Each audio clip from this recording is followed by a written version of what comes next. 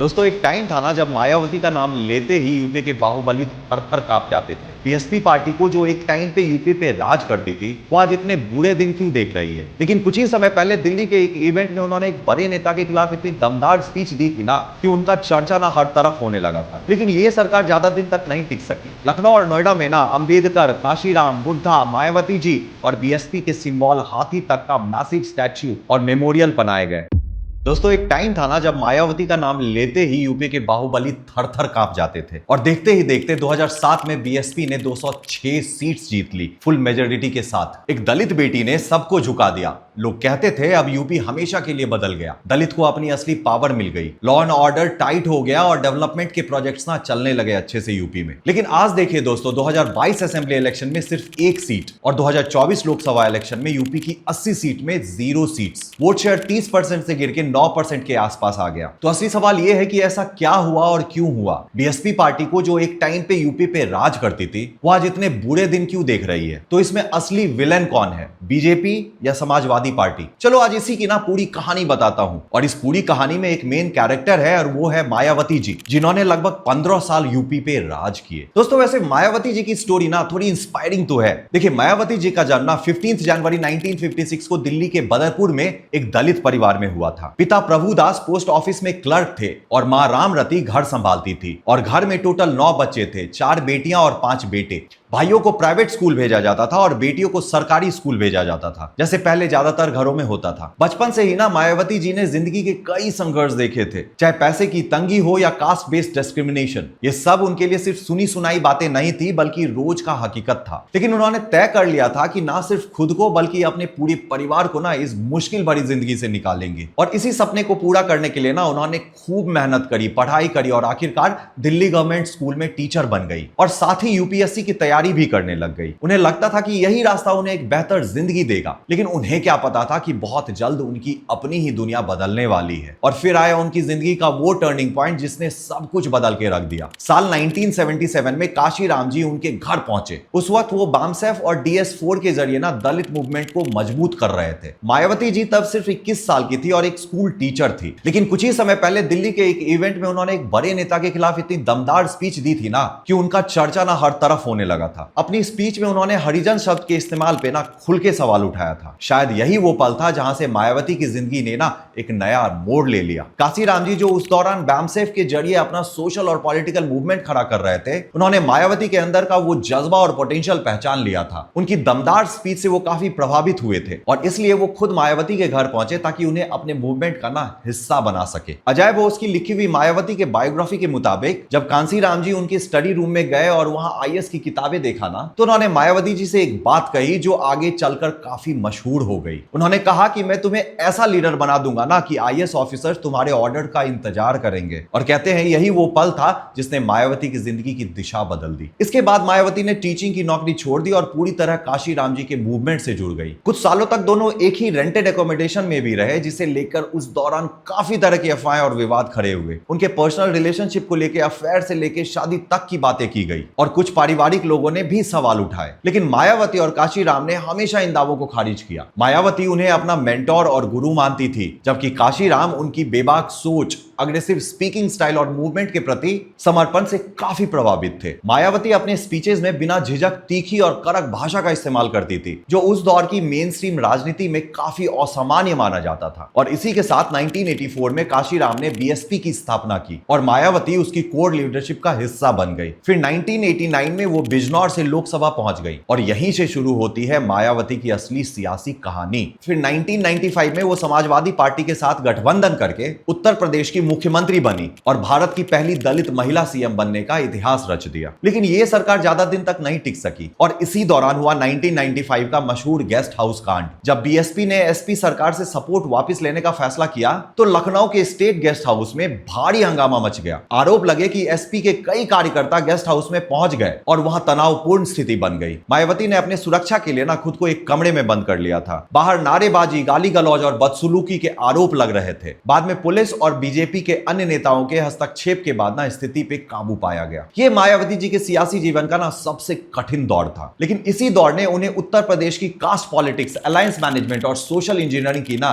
काफी गहरी समझ दी। और इसके बाद फिर जो हुआ ना दोस्तों, उसने वाकई पूरे देश को हैरान कर दिया। 2007 के उत्तर प्रदेश विधानसभा चुनाव में बीएसपी ने एक ऐसा पॉलिटिकल एक्सपेरिमेंट किया जिसे उस वक्त कई लोग नामुमकिन सा मानते थे। मायावती ने सिर्फ दलित वोट पर भरोसा करने के बजाय एक नए सोशल कोलिशन खड़ा करने की कोशिश करी। पार्टी का नारा था, हाथी नहीं गणेश है, ब्राह्मण विष्णु महेश है। मकसद साफ था, दलितों के साथ साथ ब्राह्मण वोटर्स को भी बीएसपी के साथ जोड़ना। और ये स्ट्रेटेजी ना दोस्तों काम कर गई। चुनाव के जब नतीजे आए ना, तो बीएसपी ने लगभग 30% वोट शेयर के साथ 206 सीट्स पे जीत दर्ज करी। 1991 के बाद ना पहली बार उत्तर प्रदेश में किसी एक पार्टी को अपने दम पे पूर्ण बहुमत मिला था। यह सरकार बनने के बाद ना दोस्तों राज्य में काफी पॉजिटिव बदलाव देखने को मिले। लॉ एंड ऑर्डर पे सख्ती बढ़ी, बाहुबलियों और क्रिमिनल्स के खिलाफ एक्शंस हुए, पुलिस को भी स्ट्रिक्ट इंस्ट्रक्शंस दे दिए गए थे, क्राइम में कमी आई और लोगों को खासकर दलित और महिलाओं को ना ज्यादा सुरक्षा महसूस होने लगा। डेवलपमेंट पे भी काफी फोकस रहा उन दिनों। यमुना एक्सप्रेसवे की शुरुआत हुई, नोएडा आगरा कॉरिडोर बना, लखनऊ मेट्रो की प्लानिंग हुई, गौतम बुद्ध यूनिवर्सिटी और बुद्ध सर्किट जैसे प्रोजेक्ट्स आए। रोड्स, इलेक्ट्रिसिटी और वाटर सप्लाई में भी ना काफी सुधार देखने को मिला उन दिनों। और फिर दलित अपलिफ्टमेंट के लिए महामाया स्कीम्स, सावित्रीबाई फूले स्कॉलरशिप और जमीन वितरण जैसे काफी कदम उठाए गए। रिपोर्ट्स के मुताबिक 1 लाख से ज्यादा परिवारों को जमीन दी गई। महिलाओं के लिए रिजर्वेशंस जैसे फैसले भी लिए गए। और सबसे बड़ी बात दोस्तों, बहुत से दलितों को पहली बार असली सियासी ताकत और सम्मान का एहसास हुआ। मायावती ने पूरे 5 साल का कार्यकाल पूरा किया, जो यूपी की राजनीति में अपने आप में एक रिकॉर्ड था। इसी दौरान उन्हें आयरन लेडी का टैग तक मिल गया। कई लोग आज भी उस दौर को उनका गोल्डन एरा मानते हैं, जहां डेवलपमेंट और सोशल जस्टिस का बैलेंस देखने को मिला। लेकिन धीरे धीरे ना दोस्तों बीएसपी पे ये आरोप लगने लगे कि पार्टी ज्यादा सेंट्रलाइज हो जा रही थी। लालजी वर्मा, दानिश अली और कई अन्य बड़े बड़े नेताओं को ना साइड लाइन कर दिया गया या पार्टी से दूर कर दिया गया। पार्टी में सिर्फ बहनजी का ऑर्डर और पूरी लॉयल्टी ही सबसे ज्यादा मायने रखने लगी। पॉलिटिकल ऑब्जर्वर्स के मुताबिक ना कांशीराम जी का स्टाइल ना मूवमेंट ओरिएंटेड था, जबकि मायावती जी के दौर में ना पार्टी ज्यादा ब्यूरोक्रेटिक और सेंट्रलाइज्ड हो गई थी। हर बड़े फैसले के लिए टॉप लीडरशिप की मंजूरी जरूरी हो गई थी। और इसका रिजल्ट ये हुआ ना दोस्तों कि सेकंड लाइन लीडरशिप उभर ही नहीं पाई और धीरे धीरे बीएसपी कमजोर पड़ने लगी। और फिर आती है सबसे बड़ी कंट्रोवर्सी, स्टैच्यूज प्रोजेक्ट। लखनऊ और नोएडा में ना अंबेडकर, काशीराम, बुद्धा, मायावती जी और बीएसपी के सिंबल हाथी तक का मैसिव स्टैच्यू और मेमोरियल बनाए गए। रिपोर्ट्स के मुताबिक इस पे लगभग 2600 करोड़ से 4000 करोड़ तक का खर्च आया। साथ ही अंबेडकर मेमोरियल और प्रेरणा स्थल जैसे प्रोजेक्ट्स भी बने उसी टाइम। और यहीं से सवाल उठने लगे कि जब स्कूल्स, हॉस्पिटल्स और जॉब्स की जरूरत थी, तब इतने पैसे स्टैच्यूज पे क्यों खर्च किए गए। इसी दौरान मीडिया और पब्लिक क्रिटिसिज्म बढ़ने लगे और मायावती जी को स्टैच्यू क्वीन तक कहा जाने लगा। सुप्रीम कोर्ट ने भी पब्लिक मनी के गलत यूज पे ना रिमार्क्स दिए। मायावती जी ने इसे दलित प्राइड और आइडेंटिटी का सिंबल बताया, लेकिन कंट्रोवर्सी ना और तेज होती गई। इसी दौरान करप्शन एलिगेशंस, असेट ग्रोथ जैसे properties, bank balance, helicopter, planes जैसे क्वेश्चंस भी उठने लगे उन पे। और फाइनली सीबीआई ने डिस्प्रोपोर्शनेट एसेट केस फाइल किया, जिससे उनकी इमेज पे ना बहुत बड़ा इंपैक्ट पड़ा। और फिर आता है दोस्तों ताज कॉरिडोर स्कैम 2002-2003।